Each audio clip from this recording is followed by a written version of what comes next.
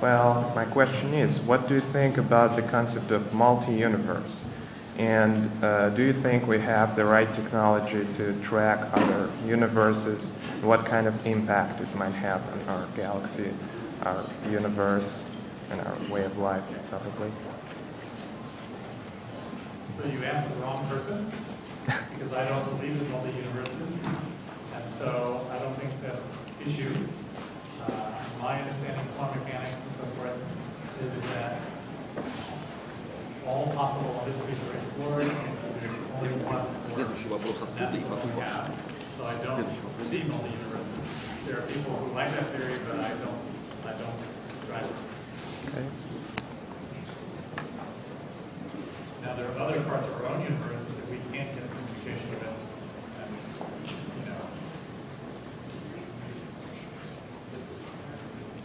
Здравствуйте. Меня зовут Павел Лосов. У меня к вам, в принципе, очень простой вопрос. Известно, что существует горизонт частиц и горизонт событий.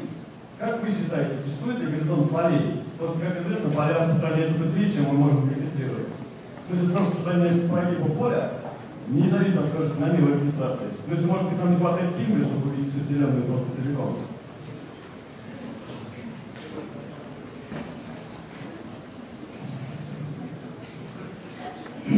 Is the question clear?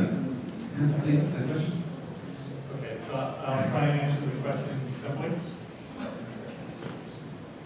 It turns out in the universe we have more than one kind of horizon.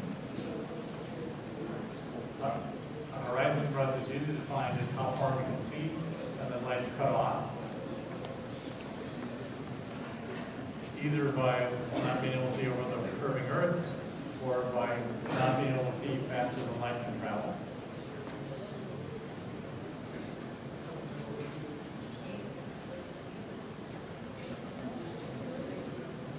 But because the universe is expanding, and because it has other features like curvature, you have to make a distinction between the particle horizon, that is, for a particle, how far could a signal go at the speed of light?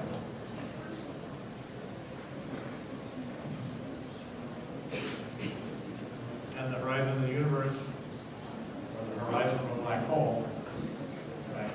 So there's two horizons of the universe, like there's one horizon of a black hole, which is where the light disappears, you can't get back. And then there's a parent horizon for the universe, but they're very close together. So, but as far as we can tell, the speed of light limit doesn't exist for space, but does exist for all particles and fields because they're kinds of energy. So the field horizon and the particle horizon would be the same. And so you have to be speculating on some new kind of substance or something else that somehow goes through an alternate path through space to be able to go those speeds. Перед тем, как будут заданы еще два вопроса, вопрос, пришел ли Евгений Александрович Ильин, лектор, если он здесь, и где техническая группа, обеспечивающая трансляцию? Подойдите ко мне, сотрудники.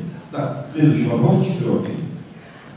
Dear Professor, I have also a simple question for you, but I think it is so difficult for us. What is the time, to your opinion?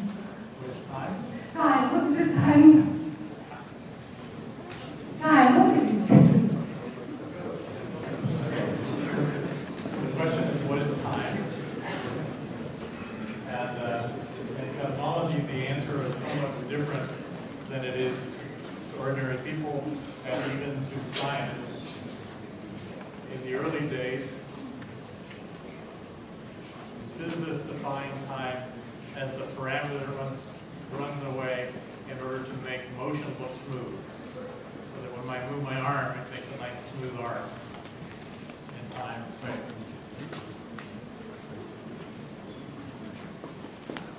When you start talking about the creation of space and time, you have a situation where you imagine everything that we can see in any direction, 13, 14 billion light years, was all compacted into a very tiny region. And the energy densities and fluctuations are so large the general relativity tells us that space and time itself are warped and moved around and become choppy and chaotic. And so one of the questions comes, when you think about the creation of the universe, was there time before there was the universe?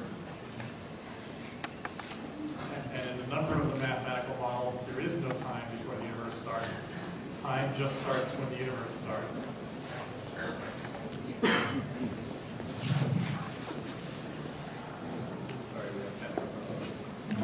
One more question. Well, thank you for your lecture, Professor. But one question more about the history of research.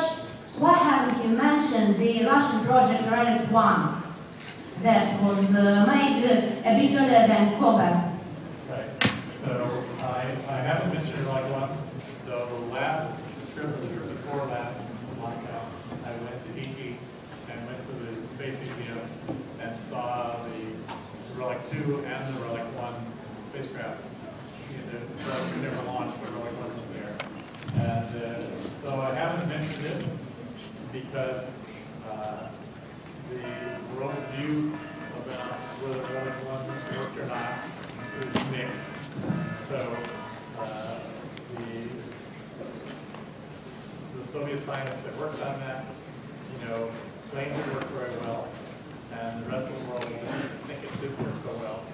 And so it gets very little credit out in the rest of the world in terms of what it did.